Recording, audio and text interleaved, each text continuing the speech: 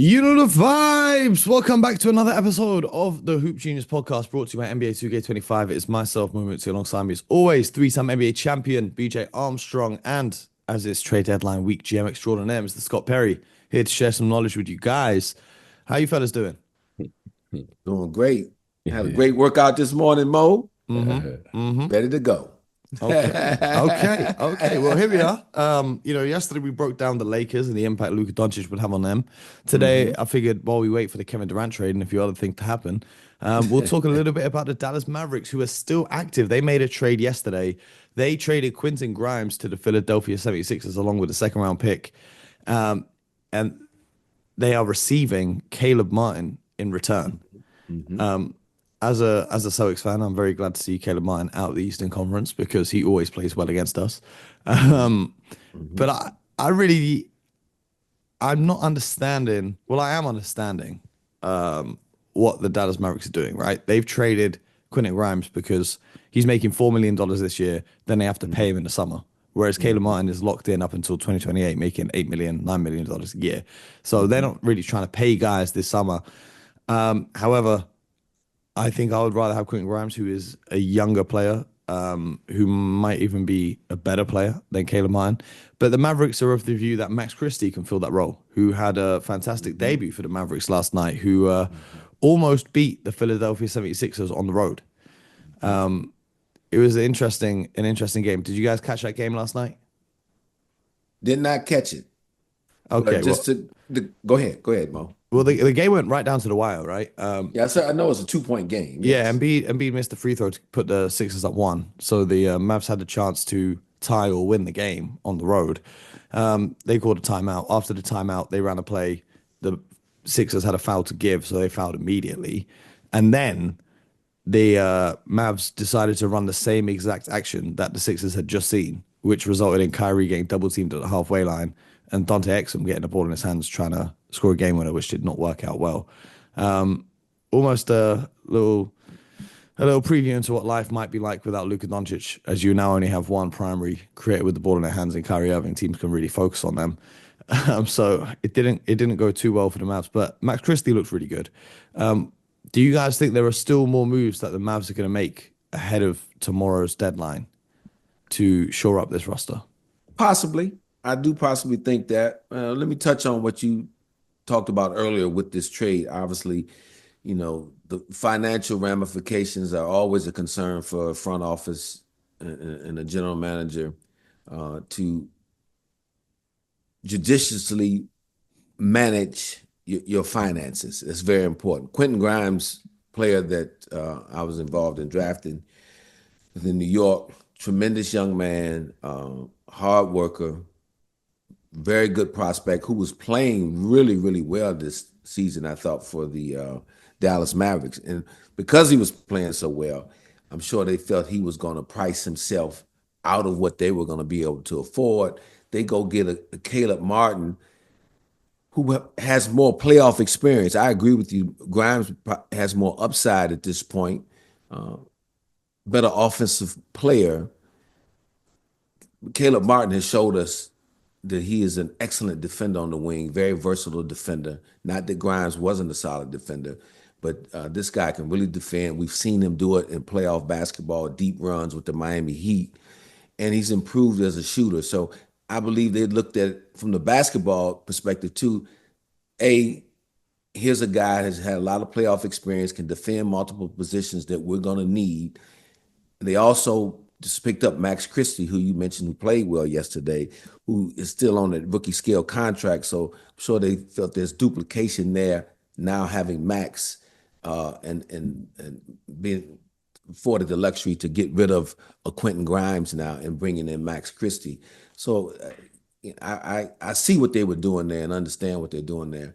But to your point, if they make another move, it would probably have to be for a player who can create a little more off the dribble to help, whether it be the second unit, first unit, be able to create some offense off the bounce. But they've got some young players off that can score. There's the young kid from Detroit who's played well from time to time from the Jaden Hardy kid. He's a nice offensive player there. They still In got Spencer Dallas, Dinwiddie off the bench. you still have Spencer Dinwiddie. So I just think you're gonna watch this team over the next 20 games really come together and formulate who they are. I like their depth. They're going to be one of the better defensive teams, or have the potential to be one of the better defensive teams, not only in the Western Conference but the entire league. And they'll be able to score enough, because when you talk about them double teaming Kyrie Irving last night, no Anthony Davis on the floor either. Makes a little bit of difference too. So if you have Anthony Davis on the floor with Kyrie, Anthony Davis can get you a bucket late game situation, late clock situation. So I still think this team has a chance to be really good and make a deep run in the Western Conference. BJ, what are your thoughts on the Mavericks? Do you think they still have a lot more moves to come, or are they pretty much set with this roster? Well, I don't know how you're defining a lot. However, you want to look at Kyrie where he's at in his career, his availability. He's put a few miles, and then you have to get AD back. I think the key to all of this is to see, how are they going to play AD? Are they going to play him at the center position? Are they going to play him at the power forward position? The kid, if Lively is still out, if I read that correctly. So I think they are fine. I'm sure they would. You're always looking for multiple ball handlers who could play with Kyrie Irving. I mean, that would be great. However, the big evaluation period for this team is when you get AD back, you get Lively back, you figure out what you're going to do. Gafford, for some reason, I remember him being, I don't know, available, or they weren't able to come Yeah, to they some said they type were of looking to move him That was a about a couple month weeks ago. ago. Yeah. Gafford. So I think their big concern would be, what does this team look like once they have a full roster? Lively, does this mean that you're going to pencil in him as a starter at the center position, AD at the power forward position, and then you can go from there. So overall, I like the pieces that they have. There's a few things you may want to, shore up a little bit, especially the point guard position that both of you guys have mentioned earlier. Other than that, I like what they have. I think they have a team that could, obviously you need a little luck as you go along, along this journey. But overall, I mean, this team could be a formidable opponent in the playoffs. I think they have experience. They have fairly good depth. But I overall, I like the team. I don't see them doing a lot of things other than a few small things to make sure they can get through the 82 game grind, and then of course be ready to go at full tilt once the playoffs begin. Anthony Davis, who gave up his $6 million trade bonus to improve the team, as he said. It's interesting that Kyrie Irving yesterday was speaking about the plans they had in 2018 for himself, Anthony Davis, and Kevin Durant to team up with each other. He said their original plan was to team up on the Boston Celtics with Jason Tatum as well, and see how things went there. Now, with all the rumors surrounding Kevin Durant potentially being traded, do you see a world in which the Mavericks can actually make a move for KD? Because there's a lot of names out there. People are talking about KD to the Warriors, KD to the Miami Heat. But do you think the Mavs could get involved in the mix and acquire Kevin Durant? Interesting you bring that up. I just saw something come across the wire that the belief was there was no real tangible way or expectation that KD ends up in Dallas. This is from a writer in Dallas. I believe it was Mark Stein that said it. But because what you got to think about here, if you're Phoenix and if you're going to move on from Kevin Durant, and this team has no assets to get better, Phoenix. So I don't believe the Mavericks have enough in terms of assets, number one, to go get him. And then you look at a big contract like he has. From a player perspective, what player would Dallas be willing to give up that would allow that to happen as well too? I just don't see it being able to work from a financial situation, because you're not going to give up Kyrie. You got to have him. You got to have your point guard. You just got Anthony Davis there. To take if they had a litany of picks and you said, okay, they were going to get back PJ Washington and Lively and 3 or 4 other pieces and to make the money work, in 3, 4 first-round picks, then maybe Phoenix would consider something like that. I think Phoenix is in a tough spot right now. If they're going to trade Durant, they've got to get some players back that can at least help Booker and Beal be good enough to be, at minimum, be a playoff team this year. And so I think when you're looking at if Kevin Durant were to be traded, you're going to have a few players that have been productive players in the NBA for a little bit to at least help keep them afloat for where they're at right now, as well as Phoenix being able to obtain some draft capital to help their rebuilding efforts. Because you trade Kevin Durant now, basically you're saying that this experiment, this project, this plan did not work, and you gave up the farm for him too. You gave up everything to go get him. So it'd be interesting to see if they do that. Well, salaries wise, you have Anthony Davis and Kyrie Irving making both making over 40 million a year. Everyone else is kind of making a mid-level or below. Klay Thompson, PJ Washington making 15 each, whereas Kevin Durant himself is making over $50 million this season.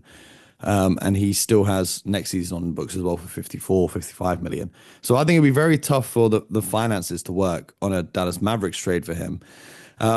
With regards to the Phoenix Suns, I think it's pretty obvious that their experiment didn't work. I think their experiment stopped working the day they made the move for Bradley Beal and his no trade clause. I think that was just over the top. I feel like when they had KD and Booker before they made the deal for Bradley Beal, they could have really put together a competitive team. But adding Beal's salary and his play style to this team kind of, I don't know, there were some people that were pretty high on the Phoenix Suns, but I was not a believer. And I think that was the beginning of the end for them. I think, getting a new owner who has some level of basketball experience may have thought he was playing a little bit of NBA 2K, because an NBA 2K is a great deal. But in real life, respectfully, obviously it has not worked out. But what do I know? BJ, let's talk about Kevin Durant. If he is on the move, where are some possible destinations you can see Mr. Durant ending up? Well, financially, you have to be able to absorb that contract. I mean, which is the obvious.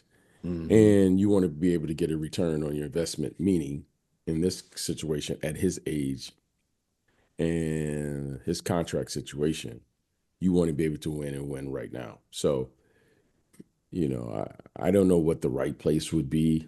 That's a big commitment. I mean, you have to be, a team that can take on, would you guys say, over $50 million? Yes. Yeah. You have to have a roster that is pretty much set. We always talk about here, what does that locker room look like? He's a phenomenal player. However, you're looking for someone where you can insert, plug and play. And I think anything else at this stage, because of his age and what he brings, you want to insert him and say, I'm going to get 25 points a night. And you go from there. And everything else you got to have set. Your leaders of your team, your culture, your locker room, how we play, and you just insert in a talent. I remember some years when Scott and these guys brought in a guy, Rasheed Wallace, right around this time. If I remember correctly, it was right at the deadline. Yes. You bring in a player like that who had been traded once, right? Didn't he get traded to Atlanta and then you guys got him from Atlanta? Or is that how it Yes, worked? exactly. Yeah, yes, because he was traded from Portland to Atlanta, and then we were able to get him from Atlanta. So if you can find a place like that for Kevin Durant, I think that serves everyone well. I think that's a win-win situation. And for him, and because, it's very hard to justify, when you have 3 max players on a team and then you're only a couple games over 500. That's a very hard sell to your fan base.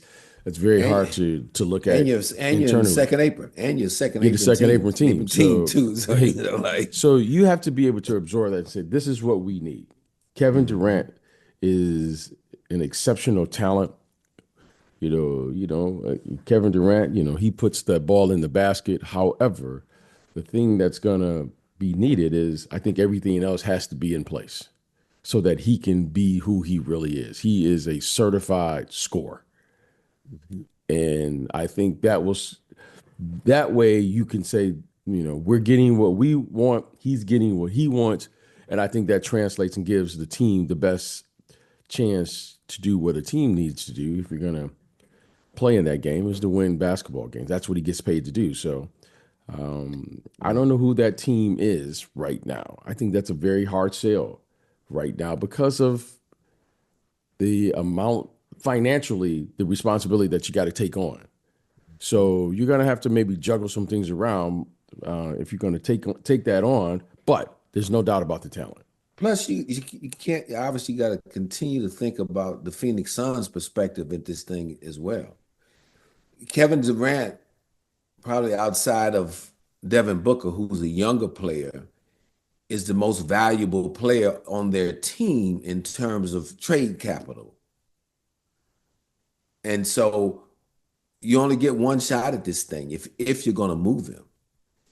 And so now that's got to factor in too when you start looking at teams who have, again, like I mentioned earlier, enough draft capital and some players or a player, because you're dealing with a second apron situation here too, that can help Phoenix. So it's a complicated deal unless you're going to involve a third team and that kind of, which is possible to help get around it. But those become very complicated, especially when you got about, let's say, 30 hours left before the deadline. So it'll be interesting to see. Kevin went from a basketball side. I know Kevin drafted part of the staff that drafted Kevin to Seattle. And one thing about him, if he does get traded, he's one of those players that has a way of figuring out how to fit in and playing around with other good players. Just the way, because Kevin Durant scores, and he's an efficient scorer. He's not a high volume. He doesn't have to be a high volume player. So that's the beauty of him. You watched him in the Olympics with all those great players this year. Kevin Durant is one of the more efficient scorers that we have in this league too. So he would bring that to any team he goes to. Yeah, hindsight is 2020, right? Because ironically, the Portland Trailblazers now, who they sent DeAndre Ayton and Shumani Kamara to, have had the number one defense over the last 10 games, and Kamara's been a huge part of that. They're 9-1 over the last 10. Who did you say, Mo? DeAndre who? Ayton. Oh. He's been playing pretty well. Kamara's been playing fantastic. They got the number one defense over the last 10 games, and they're 9-1 over the last 10 games. Meanwhile, they have Yusuf Nurkic over there in Portland, in Phoenix, doing whatever Yusuf Nurkic does. Let me ask you guys about this. The Miami Heat, they don't really own any immediate assets. They own their 2029, 2030, and 31 first-round picks.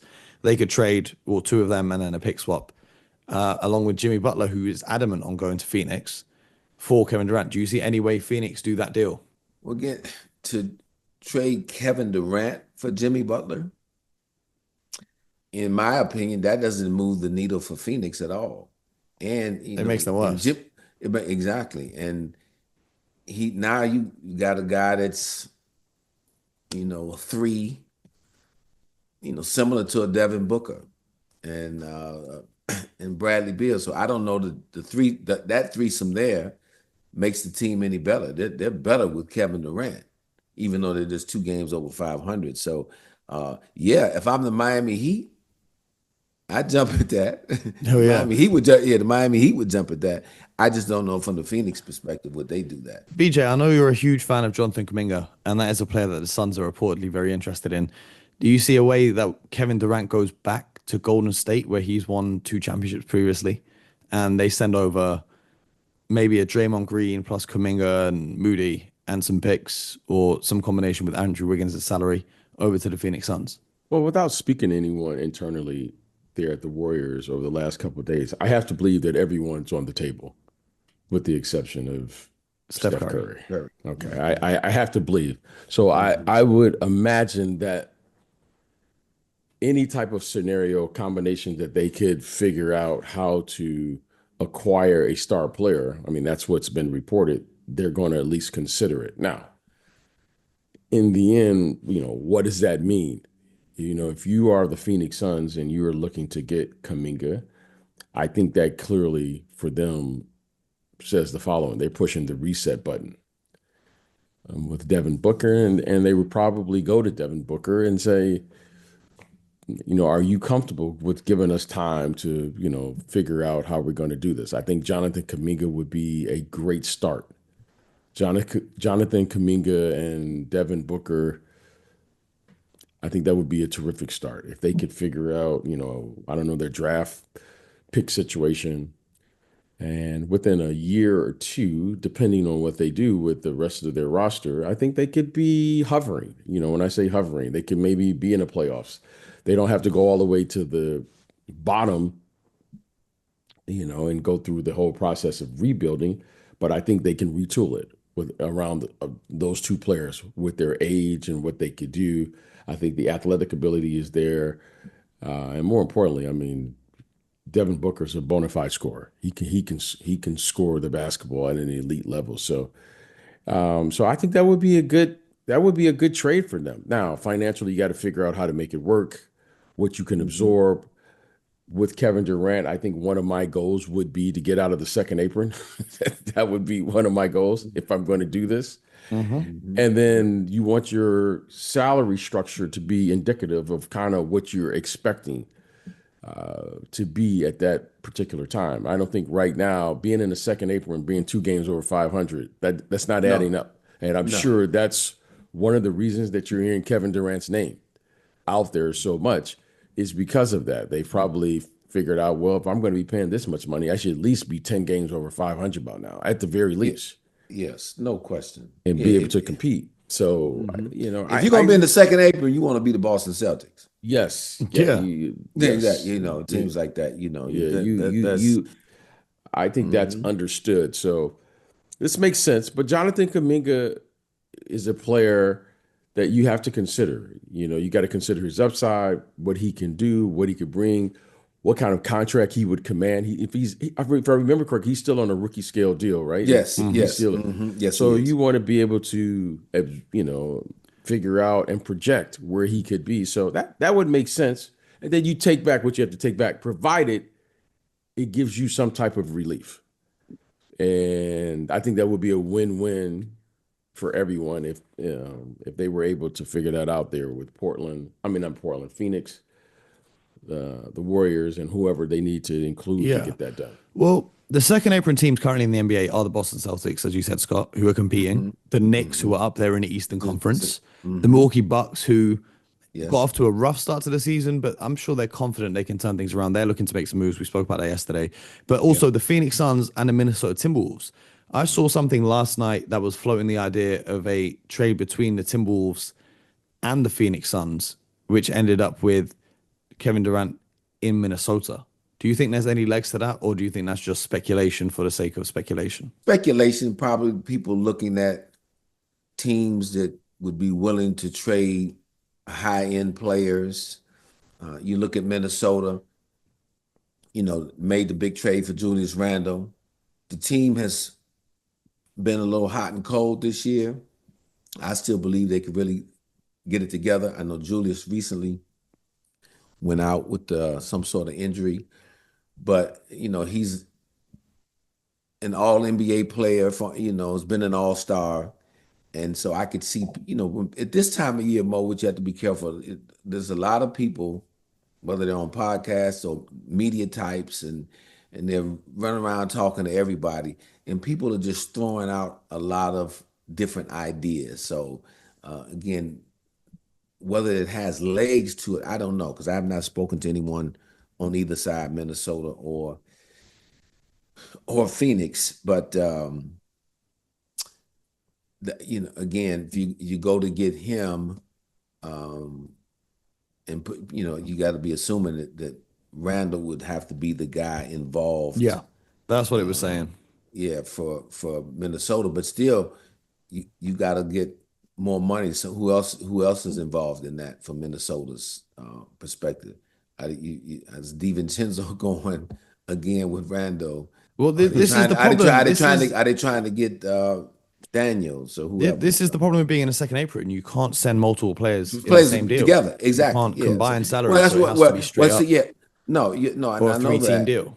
It's got to be a 3-team deal. So that's why I'm just, you start thinking a lot. Makes it almost say impossible to do it deal, but when you talk about team to team, it's very, very hard. And I don't believe anybody on Minnesota makes nowhere near the money that Durant makes. No, no, because Anthony Edwards still hasn't spent enough years in the league Yes, to in the make that league, much. exactly. Yeah. Yeah, so everybody's under $40 million, I believe, for Minnesota. Yeah, it's gonna be interesting to see where Kevin Durant ends up, and it's also interesting if he doesn't end up on the move. BJ, how can that impact the locker room if a player is to be rumored in all these trade negotiations but ends up staying put? How much impact does that have on a team for the rest of the season? Well, my experience with Kevin Durant has always he's been a pro. So for him, I don't think that will No. I don't think that Not will Kevin affect Durant him in any. specifically, but just with some of the other names that are floating around as well before the trade deadline. You know what? You would hope that everyone is a professional. This business, it is what it is. Now, it's always shocking the very first time you get traded.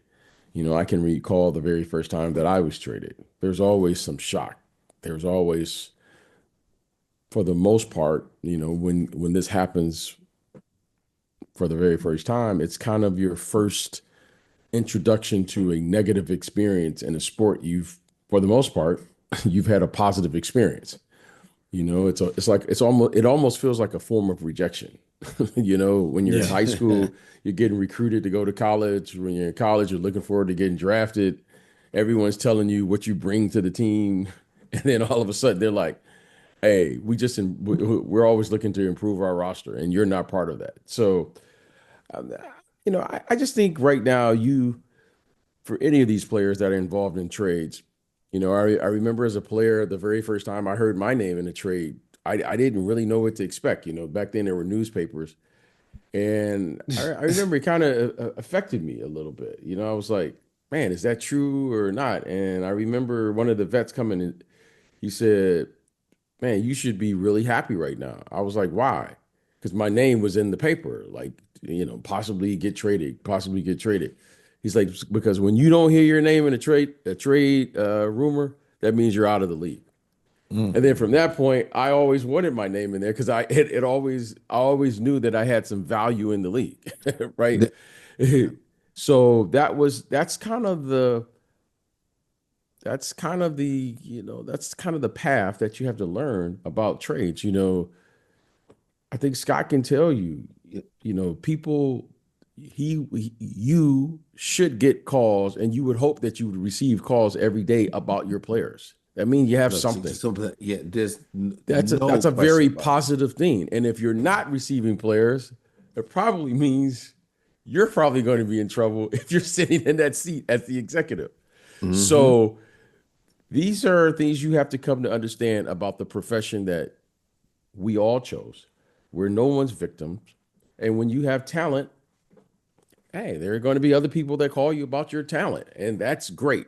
That's the best sign. And when I understood that after year one being in the NBA, it never bothered me again about being in a trade. I actually, in a weird way, I took it as a compliment that Yeah. it could possibly move and move on in the league. Not that I wanted to get moved, but I knew that there was value because the best players, everyone would take the best players. Yeah. Everyone. Yeah. I mean, you Yeah. look at this Luka trade, for instance. Look, let me just add some 30 seconds real quick to that. This time of year, I would take time and sit down with players, those who came to me nervous, hey, and ask me, because I would never lie to any guy, hey, am I going to get traded? And I would try to walk them through the business and say, look here, you need to worry. It's funny because when BJ jogged my memory on that, I've said to many players, I said, you need to be worried if I'm not getting calls about you. Yes. I said, if you're a good, that means you're a good player. You want 10 teams calling me about you. Because at the end of the day, it's a business, and it's your career, it's a job. That means you have value around the league. That means you have the potential to make money for a long time when people value you to that level. And then I would tell them, I said, look, and if I'm going to move you, you're going to hear from me before you hear it on social media or anywhere else. That was always my pledge to players because this is a difficult week for a lot of guys, and I understand it. I was big on the human element because a lot of these guys have families, kids in school, as BJ can attest to, and it's more than just a player moving from city to city or from one team to the next team. It's his family moving too. There's a lot that comes with that. And so you try to do your best to get guys to understand that part of it. And I think the more transparent and the more upfront you are with they may not always like what you have to say, but the respect is there. And that was one of the things I took greatest pride in dealing with players, and especially during this time of the year, that I was going to be very transparent with them. And if they came and asked me about anything going on, I could, would tell them, I said, if something's going to happen, you'd hear about it from me. And I wouldn't get into a whole lot of heavy details, but at least they had an understanding of what was going on, or if they, still be around, or if there was even a possibility. So Yeah, I wanted to add that. I respect that. Unlike, some deals that get done in complete secret and then the players are shocked to find out. But speaking of which, a lot of people talk about the Mavericks trading for Nico Harrison because of his prior relationship with Anthony Davis, and relating to Kevin Durant and the Warriors. Matt Ishbia the owner of the Phoenix Suns, played basketball at Michigan State, and Draymond Green also went to Michigan State. It's reported that those two have established somewhat of a close relationship. So that might be a factor in, the Warriors potentially sending Draymond Green over in that trade. I just want to play the hypothetical game for a second here. If they were to make a move which involved Draymond Green, Kuminga, and I think one or two other salaries going out in return for Kevin Durant, we know Kevin Durant is a great player and we're not disputing that. But given how much you lose defensively and how much depth you lose from your bench, could you not make the case that this move would make the Warriors worse than they currently are? Which sounds insane, that trading for Kevin Durant will make your team worse, but you're losing a defense player, the caliber player, Draymond Green, Jonathan Kuminga, who's one of your better young players. Do you see that if this move hypothetically was to happen, it would actually make the Warriors less competitive? My first thought is it would not make them less competitive, that they would figure it out with the remaining pieces they have there to be good enough. Now, do I think that would make them one of the top 2 or 3 teams in the Western Conference? No, I don't believe that. And I don't believe that the Phoenix Suns, too, with what they're getting back, they probably would stay in and around where they're at. I don't see right now that there's one move for the Warriors that's going to take them over the top. Now, it'll be must-see TV to see Kevin Durant and Steph Curry back together again to see what it looks like, but there'll be no Draymond Green and there'll be no Klay Thompson there. So it won't be the same type of reunion for, in dealing with this hypothetical. But no, I don't see the deal making them worse. They will be entertaining. They will be capable of beating people here and there, but for them to go 3 7-game series and make it to an NBA Finals, I don't think they would have enough to do that. BJ, what are your thoughts? Every player, great players in particular, must evolve. Steph Curry has had the benefit of playing as a combo guard for many years in their style of play. When you look at the Warriors, the hardest thing to do is to change. And we all have to change. We have to change our roles. Our roles change from year to year. However, when you're a great player, if you're the number one option, you probably change the least out of any other player. All the other players have to change their roles. Guys go maybe on the bench, they go to the starters. Guys go from, maybe a third option, fourth option. Maybe you transition to a defensive player, what have you. Well, when you look at this team, they're going to have to change their style of play. Okay. We all have these warm and fuzzy feelings about when you watch the Golden State Warriors, right? They would get up and down the court. They shoot a lot of threes.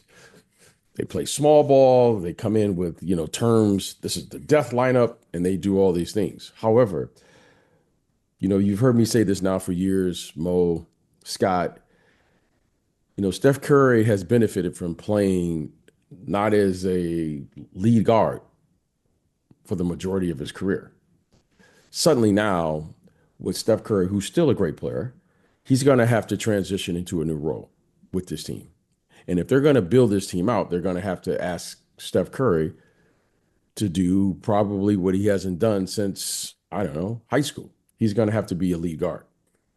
That's the first thing. He's going to have to be a lead guard with this team. I think they're going to have to figure out a different style and a different brand of basketball than they traditionally have played, right? There's no more Andre Iguodala. There's no more, small ball and Klay Thompson guarding the other teams. Now everyone's going to have to be more defined. I think if Steph Curry is still your number one option, he's going to have to do it now as a primary ball handler and a lead guard and take responsibility of what a lead guard has traditionally done with the team. He's going to have to organize the game. That's the first thing. The second, they're going to have to address their big situation. I'm not sure what they've been doing there. It's kind of been Draymond has always been kind of a safety net for Steve Kerr. When things don't go right, you put him over there and he plays the five, and then they play small ball, 5-out offense. And you kind of, you always knew you could reverse the ball through Draymond because he's a terrific ball handler. I think now they're going to have to really start to settle in until they get a player that can give them what we would look for in basketball, an unfair advantage. But I think it starts there. I think the days now of running split cuts and reads and all those things because you had multiple players at multiple positions, I don't think you have that now. Now you're going to have to simplify this thing and do what most teams do. You got to get the ball to your best player the majority of the time and figure out how to play from there. But the most important part of this, Steph Curry now is going to have to go to the lead guard position. Because if you don't do that, then you're going to compromise defensively where you're at because of his size at this stage of his career. At this stage, he's at a different stage. We all evolve. And the great thing about players is you want the great players who've played in this league. They've all evolved, or most of them have evolved gracefully. They move on to different phases of the game and figure out how to contribute to the game, but in a different way. So I think now this is the time. They keep trying to play the same way. It's like you go there and we keep expecting this, but they're older now and they're going to have to be able to move on and move to a different brand. I still think they can be effective. They have the experience, which you can't replace that, but they're going to have to figure out how to do it in a different way. And once you can settle in with Steph Curry being your leader, because I still think he is in that category as a player, but they're going to have to find out how to do it and play a different brand than they played, let's say 3, 4, or 5 years ago, whenever they won their last championship. I think those days have already passed by. Breaking news right now as we record the show, the Milwaukee Bucks are trading Khris Middleton, AJ Johnson, and a pick swap to the Washington Wizards for Kyle Kuzma, Patrick Baldwin Jr., and a second-round draft pick. We spoke about this yesterday, just briefly on the show. Khris Middleton has struggled a lot with injuries this season. He's looked like he's aged significantly with respect to Khris, because I do think he's a very talented ball player. But they have gone and got Kyle Kuzma, who last year turned down a trade to the Dallas Mavericks at the trade deadline, which then forced them to go and get PJ Washington and Daniel Gafford. So now he joins the Milwaukee Bucks. What do you guys think, just immediate reaction off the top, that Kyle Kuzma is adding to this Bucks team, and do you think it makes them more of a threat in the Eastern Conference? What it does is that and the assumption I'm sure on Milwaukee's part is that they're getting a player back that they're banking his health was going to be good for the remainder of the year. And so with that alone, having a healthy Kyle Kuzma, I don't think he is when both are healthy, I don't think he was as good a player as Khris Middleton. Khris Middleton was very versatile. He could beat you off the dribble. He could post you a little bit. He could shoot the three. He was a good defender. Khris Middleton had a lot of winning qualities as a player. But the unfortunate thing for him in the Bucks is that he's missed so much time. And I think the injuries have robbed him of his abilities at this stage of his career. So I get it in terms of just having a good NBA player in Kuzma, and I think he's a good player, and he will be able to, play off of Giannis, and he'll be able to play off of Dame Lillard a little bit. Well, But but they're gonna lose. He doesn't have, I don't think, the same, like I said, ball handling versatility that Middleton had. Kuzma, in my opinion, has always been a four, and that's what Giannis is. So from a fit standpoint, it'll be interesting. But what you're just banking off, we're getting a healthy player that adds to our mix, and they believe that's going to make them better. So it probably will make them marginally better just because they're going to have a healthy a but healthy well, player. well, Kyle healthy Kuzma body. is having actually a terrible season over there for Washington. He's shooting 28% from three, 42% from the field, all career lows Yeah, on that I side wouldn't of read things. I wouldn't But read a ton into yeah, that. he's on the Wizards, Worst, yeah, right? he's on the Wizards and the worst But team in the league. but Yeah, yeah. talking about him being more of a four, we're gonna see more lineups with Giannis at the five, especially with Brook Lopez aging, and you're gonna have to manage his minutes somewhat. And their depth in the front courts, you really only got Bobby coming off the bench for significant minutes when you make a playoff run. BJ, what do you think about this move for the Milwaukee Bucks? Does it make them closer to competing with the likes of the Cavs and the Celtics and the Knicks? Or right now, my initial reaction, unless they make more moves, they're kind of staying where they are. Well, when I look at the top two teams in the Eastern Conference, it's a glaring thing that stands out as I watched those teams play last night. You better have size and you better have length. Evan Mobley, Porzingis. I mean, Joe Allen, Al Horford. Gifford. Well, You, that's what the you Bucks have in so Giannis and Lopez. yes. However, Brook Lopez, they're tall guys and then they're big guys. Brook Lopez is a big guy. He plays like a big guy. Now he has evolved where he's a stretch five. I can't believe I'm saying that. I remember when I remember when he first came in the league. He was a strictly low post player. Now Yes. he's shooting threes from the logo. Okay, so it's like, and give him credit for that.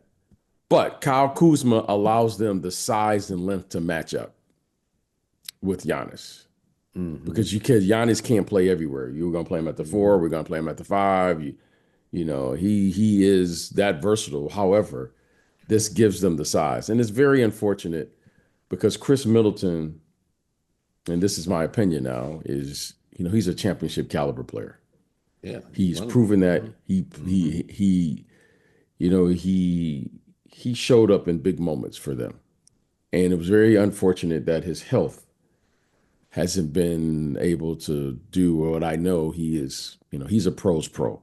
So this is very unfortunate for him. However, I think overall, in probably looking at the landscape and what's available, Kyle Kuzma has length.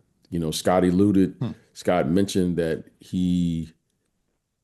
he's probably a power forward, but in today's game, he's a player that can play multiple positions. He may be able to play some small five in some scenarios. But when I look at who they have to play, when you look at Evan Mobley, when you look at Porzingis and Al Horford and Jason Tatum, okay, at least now we're in the game.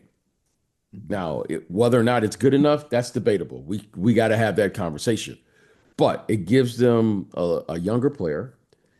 He is athletic, and he should be able to match up and play in that game. And as long as you have Giannis, you got Dame, you have some guys there. So, I think that keeps them at least in the trajectory of saying we have a shot. Yes. Okay, so I think this is a good move for all.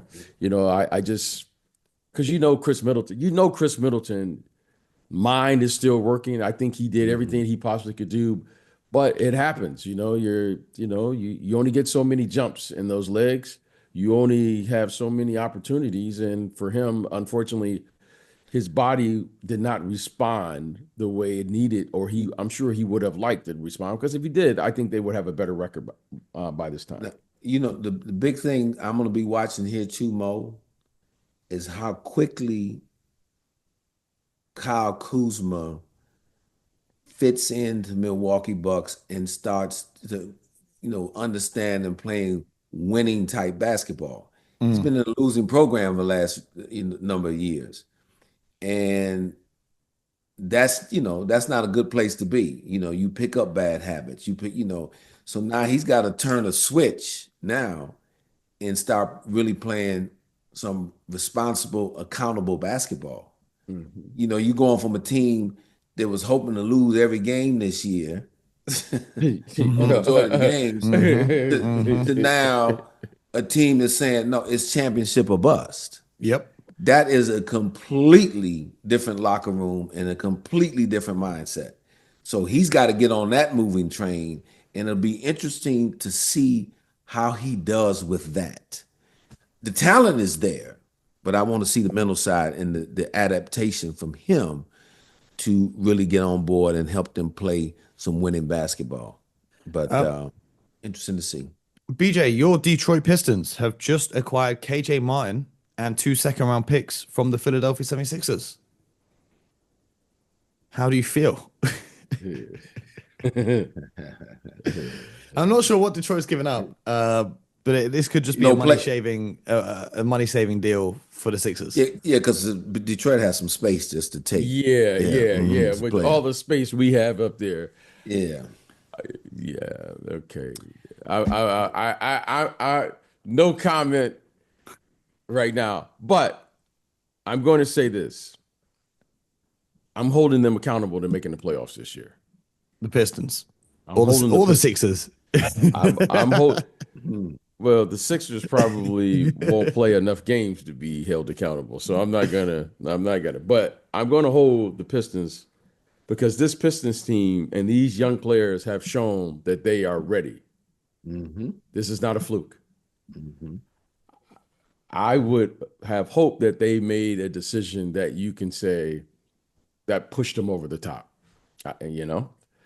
because I think this team is ready. That they're still competing minus Jaden Ivey, which is a great sign because if he could come back, I don't know if he's even scheduled to come back this year, and I know the situation. I haven't looked at it lately, but I was hoping for something that would really push them into the top 8. I think this team should finish in the top 8 this year, get some playoff experience. They've had a tough go at it. We've had a tough go at it up there in Detroit. But now we need to play not only meaningful basketball, we need some playoff experience and a few wins. Absolutely. Okay, now we've made the commitment to Cade. We have a team. We're consistently, competing. We're starting to win home games and expect to win home games. So I was really looking forward to this team saying we're going to do something to someone that could be in their top 8. Yeah, well, They're they're currently currently in their top 6. And the Pistons are currently 6th at 500.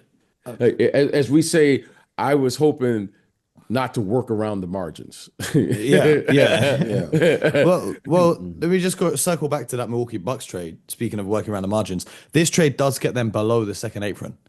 So that could mean that there are more moves in store now that they can combine some salaries and whatnot in these deals. But for the Pistons, I like KJ Martin. He's a good athlete. I don't think he's going to play that many minutes or make that much of an impact, but he's just a good guy to have on your roster. You know what I mean? If the right matchup, you need to have an athletic guy out there. Maybe. I agree. He brings those qualities, but Yes. I just don't know where the minutes are for him. Right. With this group. With the group they have now. That's all. But it just And so improves that's- they already lost Ivy. they did if this anything- move. They did this move to pick up the second round picks. Yes. At the end of the day, let's be real clear about that. It's not about KJ Martin. It's about the second round picks. Because if it was about KJ Martin, they would team wouldn't have been attaching second round picks to him. So Yeah. Yeah. But going back to the Bucks, they've got Bobby Portis, Pat Connaughton, Marjon Beecham, however you want to say it. Those are still salaries that could be aggregated in a trade now. That would bring you to around 24 million to bring in some level of impactful player. That's a big risk on some of your depth, though. But you could bring in someone with that. We're going to have to sit tight and see. And the trades are going to keep rolling in. So Yes, stay they tuned. will. Tomorrow we'll have our trade deadline special episode. That will be a little bit later than our usual episodes. That will be after the trade deadline. So if you're in the UK, that will be after 8 p.m. If you're on the East Coast, after 3 p.m. On the West Coast, after midday. And I'm sure there will be a lot to talk about, fellas. And hopefully a little bit more exciting than KJ Martin and 2 second-round picks, respectively. Hey, Scott, for us here in America, it's Wednesday and we haven't even talked about the Super Bowl at all. Oh, because Yeah. BJ, I'm gonna explain this to you because we all know Taylor Swift's winning again. I'm not even Yeah, here we go. it's just business, Scott, This is just business at this point. living here in America, Scott, does it seem like I haven't heard anything about the Super Bowl? It's been a quiet Super Bowl. This is the first time that I can recall that the NBA, jumped in front of the NFL when Super Bowl week it was kicking off. The commissioner spoke on Monday. You didn't even hear, obviously it was covered, but it's been all about the Luka Anthony Davis trade. And so Nico Harrison. that lets you know just how monumental in this trade and how much gravity this trade had with it, that it pulled all conversation in the entire sports world to look at the NBA and analyze this trade and process. Are you this trade. saying, Scott, that Nico is good for business? Yeah. Good for business, maybe not good for the Mavs. Exactly. Yeah, no. Nico definitely kickstarted that. He and Rob Pelinka definitely kickstarted that activity and got people talking about the NBA and really looking at this trade deadline. I can't recall a trade deadline. I'm trying to, in my mind, go back over my history of working in the NBA, that there was a trade this large. And we've talked about that. And again, it just shows you how large it was, because when you said you brought up Super Bowl, it hasn't even felt like Super Bowl week. No, it's been unusually normally. quiet living here, right? Unusually quiet. I listen to enough NFL where I, still pick up tidbits here and there, but it has been nothing like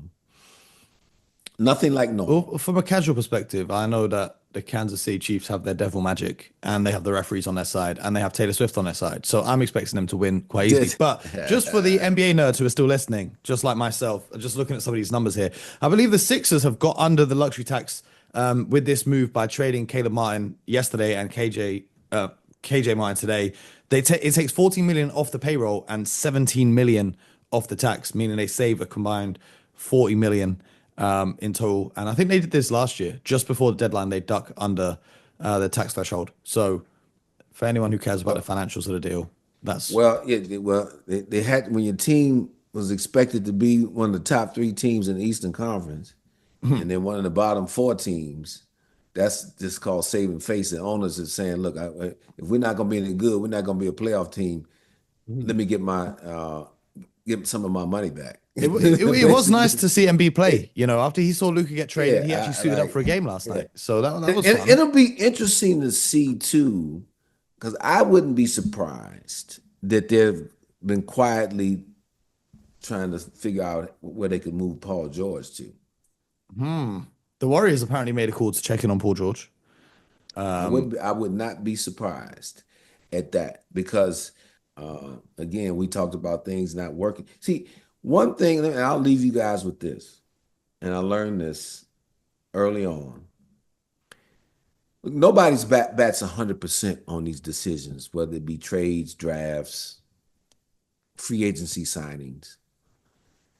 But the one thing that you have to be able to do is that you have to be able to recognize your own mistake before everybody else does.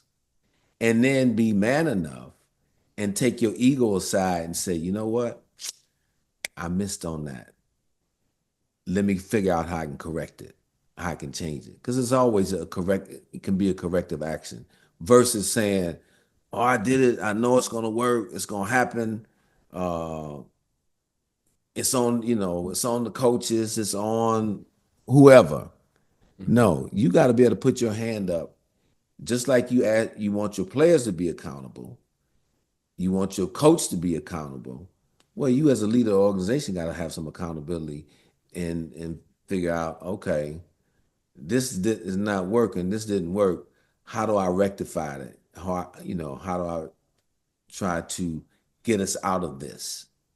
And so it'll just be interesting to see. That's why we'll see what Daryl Morey does there. And Yeah, a couple Eastern Conference trades. We'll see what happens when the West Coast wakes up in a couple of hours. But yeah, subscribe to the show, YouTube, Spotify, Apple, wherever you get your podcast from. We'll be back tomorrow with everything you need to know from the NBA's trade deadline and beyond. So until then, get buckets.